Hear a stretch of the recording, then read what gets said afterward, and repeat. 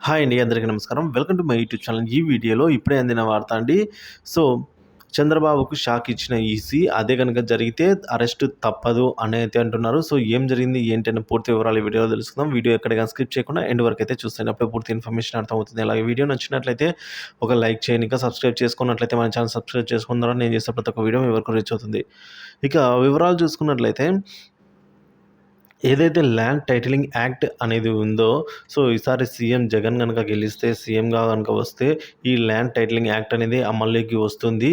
So, దీని ద్వారా మీ భూములన్నీ లాగేసుకుంటారని అయితే చంద్రబాబు తప్పుడు ప్రచారాన్ని ప్రజల్లో అయితే ఈ విధంగా చెప్తున్నందుకు గాను వైసీపీ వారైతే కంప్లెయింట్ చేయడం జరిగిందండి.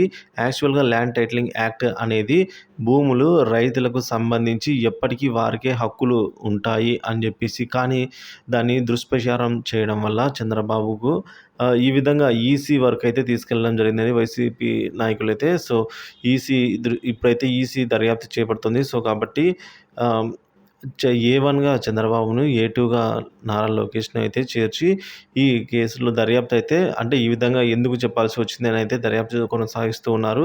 సో, ఒకవేళ అవసరమైతే ఏమైనా చర్యలు తీసుకోవాల్సి వస్తే అరెస్ట్ తప్పదనైతే చెప్తూ ఉన్నారు.